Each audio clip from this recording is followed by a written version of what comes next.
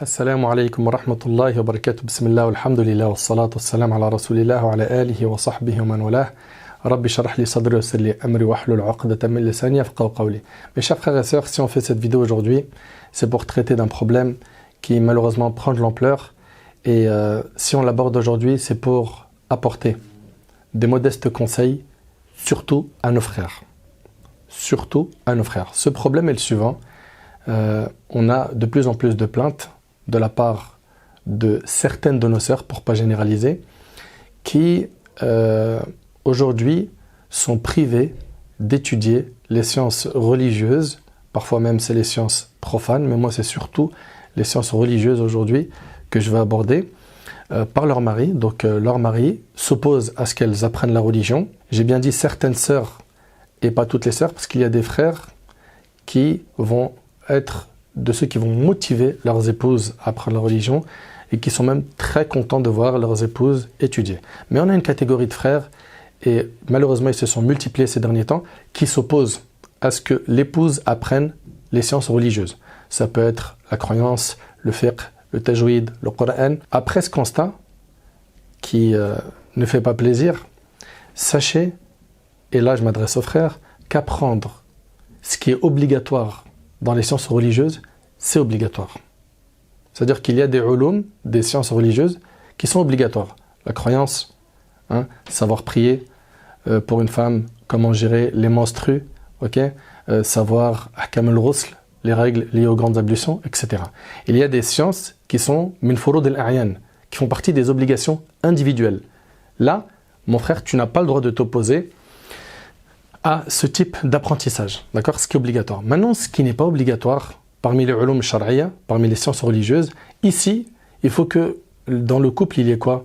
Le dialogue, d'accord? Il faut que l'homme soit conciliant. Il faut aussi que la femme fasse le nécessaire pour ne pas provoquer un désordre dans le couple par le fait qu'elle étudie. Et ça, c'est le deuxième point. Le deuxième point, c'est quoi? C'est qu'un mari peut s'opposer à ce que son épouse prenne des cours de sciences islamiques dans le cas où il y a des raisons qui sont bien justifiées. Par exemple, il y a des enfants en bas âge, il y en a plusieurs, et la garde des enfants est très très compliquée, et c'est une très grande contrainte dans le couple de laisser ses enfants à quelqu'un, et le mari qui travaille. Et donc là, c'est vrai que dans ce cas de figure, la femme qui sort de chez elle pour aller étudier, et qui n'a pas quelqu'un pour garder les enfants, ou pour garder les enfants, c'est une vraie contrainte au niveau de la famille, là c'est vrai qu'on comprend que c'est compliqué. C'est pour ça qu'il va falloir dialoguer, échanger pour trouver des solutions, et alhamdoulilah, il y en a. Okay?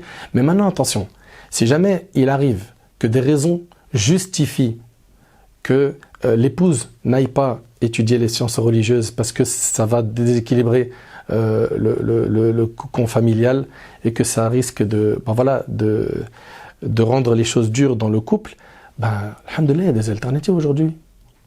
La plupart des sciences religieuses aujourd'hui, en France, on peut les étudier en ligne. En ligne, d'accord? Que ce soit le tajwid, le Coran, l'aqid, le fiqh, le hadith, usul al-fiqh, c'est des matières qu'on peut étudier aujourd'hui en ligne. Donc mon frère, dans le cas où pour des raisons justifiées, il y a une opposition et que tu as une préférence, tu ne veux pas qu'elle se rende dans des instituts physiques et que tu veux qu'elle opte pour l'option en ligne, c'est très bien. Mais même que tu t'opposes à ce qu'elle étudie en ligne, là on se pose des questions. Pourquoi? Pour quelle raison? Est-ce que c'est la peur qu'elle ait plus de savoir que toi? Est-ce que c'est une frustration perso? Est-ce que pour toi, après, elle est plus en phase avec toi parce qu'elle sera trop en avance comparée à toi? Mais normalement, vous vous êtes mariés selon le Coran et la Sunna, c'est-à-dire votre objectif, c'est de vivre avec ce mode de vie-là. Donc normalement, toi aussi, qui peut-être n'a pas mis le pied à l'étrier pour étudier la religion et qui est frustré de voir ta femme qui le fait, toi aussi remets-toi en question et va étudier. Je sais que c'est un sacrifice au niveau du temps. Financier, c'est pas très méchant de manière générale. C'est des paiements qu'on peut faire en les étalant. Mais aujourd'hui, le fait que certains de nos frères ne soient pas en phase avec leur épouse parce que lui, il n'est pas dans le monde de talabul ilm, il y a un problème chez toi, mon frère, pas chez elle. Là, le problème, il est chez toi. C'est à toi d'aller étudier aussi la religion parce que tu as le devoir d'avoir quoi? D'avoir les bases de la religion, dans la croyance, dans les pratiques religieuses, et ton état actuellement est à corriger. Dans le cas où le frère pense qu'il va perdre sa femme parce qu'elle va être trop investie dans la religion, ça c'est des mauvaises craintes. Et d'ailleurs, je vais même aller plus loin, est-ce que à la base vous avez fait le bon choix dans le mariage? Parce que normalement, si le choix il a bien été fait et qu'on a pris un profil qui nous correspond et surtout qui correspond à ce que la religion nous demande de prendre, quelqu'un qui est surtout dans la religion, qui vit dans la religion, qui en fait fait tout pour avoir la satisfaction d'Allah. Si on a pris ce profil-là, en principe, il y aura toujours un terrain d'entente. Pourquoi? Parce qu'on va revenir à Allah et à son messager, alayhi salatu wassalam, et on va trouver des solutions. Mais si nous, dès le départ, on n'a pas fait le bon choix, c'est quelque chose qu'on peut corriger. Ok, c'est pas impossible. Mais parfois, ça complique la situation dans le couple. Pourquoi? Parce que là, on n'a plus le même réseau. Il y en a un qui est en 5G et l'autre qui est en 3G. Ok? L'effort qu'il faudra faire, bien évidemment, c'est le dialogue, etc. Faire le nécessaire, même s'il faut amener des médiateurs. Pourquoi? Pour que nous deux soient en 5G, qu'on soit en phase. Donc, mes frères, par rapport aux études religieuses, si ça bouscule le cocon familial, que ça provoque un déséquilibre, parce qu'elle va sortir physiquement et que derrière, il y a toute une logistique pour la garde des enfants ou une autre raison qui est valable et qui se comprend, il y a des alternatives. Il y a en ligne. Maintenant, quand le mari, même en ligne, il ne veut pas, on se pose 1000 questions parce que d'un côté, il ne veut pas qu'elle étudie en ligne, mais quand elle lui dit « je vais aller sortir pour faire du shopping, je vais aller faire les courses, je vais aller faire les soldes, je vais aller manger un petit bout au resto avec des amis », il arrive que ce même frère-là, il accepte. Donc pour ce qui est de manger, shopping, il y en a certains qui n'ont aucun problème avec ça, mais ces mêmes personnes-là, ils vont s'opposer à quoi? Ils vont s'opposer à ce qu'elle apprenne la religion, à ce qu'elle étudie. Alors qu'apprendre la religion, c'est plus important que de faire du shopping. Il ne faut pas oublier également que l'épouse, c'est l'école des générations. C'est elle qui transmet la plus grande part d'éducation. Si l'épouse n'est pas assez investie dans la science religieuse, qu'est-ce qu'on va avoir comme éducation chez nos enfants? Le frère qui s'entête et qui ne veut absolument pas qu'elle étudie ni dans un institut physique, ni en ligne, si tu lui fermes ses portes, ça sera quoi le résultat? Le résultat, c'est que si elle ne peut pas avoir accès à ce qui peut la faire évoluer dans sa spiritualité, Shaitan, il va lui ouvrir d'autres portes. Elle peut se retrouver à la fin à perdre son temps devant les écrans, Netflix à fond, les réseaux sociaux, les snaps qui servent à rien, consulter des stories, et à la fin, c'est ce qui sera transmis à tes enfants. Ça, faut bien le retenir, mon frère. À la fin, ce qui sera transmis à tes enfants, c'est ça. C'est les divertissements, voire les futilités, voire les péchés. Donc, tu as tout intérêt, mon frère, à être conciliant dans ce projet. Et je sais que quand on est marié et qu'il y a des enfants, et que l'homme travaille et parfois même la femme travaille, c'est toute une logistique. Pourquoi? Pour qu'il y ait un équilibre dans le foyer. Alhamdoulilah, il y a toujours des solutions. Il y a toujours des solutions, il y a toujours moyen de prendre des cours en ligne. Des fois, dans les cours en ligne, on n'arrive pas à assister au direct, on peut écouter les replays. Il y a toujours des solutions, mais il faut être dans le terrain de trouver des solutions et non de mettre des bâtons dans les roues. Car vous deux, vous avez à gagner sur ce terrain. Quand on s'élève spirituellement, le couple est plus solide, est plus fort, est plus pieux. Et les enfants qui en découlent, qu'est-ce qu'ils vont avoir comme exemple? Des pieux. On espère, par la grâce d'Allah, que ce sera une cause aussi qui soit pieux à leur tour. Et surtout, qu'il n'y ait pas cette honte de « ouais, mais elle va me dépasser en science ». Allah barik fikum. Éliminez ça de votre tête. Okay? Le plus important, c'est quoi? C'est que chacun d'entre nous apprenne la religion. Pourquoi? Pour s'élever spirituellement, pour être quelqu'un de meilleur auprès d'Allah tabarak wa ta'ala. Et on a besoin de femmes qui soient bien instruites. Et là, vous avez vu que je cible surtout le côté religieux, parce que c'est le fléau qui revient beaucoup ces derniers temps. Aïcha radiyallahu anha, c'était la femme du prophète sallallahu alayhi wa sallam. C'était une savante. Abu Moussa al-Ash'ari radiyallahu anhu, il dit quand on avait des divergences, des questions qu'on voulait traiter, qu'on n'arrivait pas à traiter, on trouvait une solution chez notre mère Aïcha radiyallahu anha.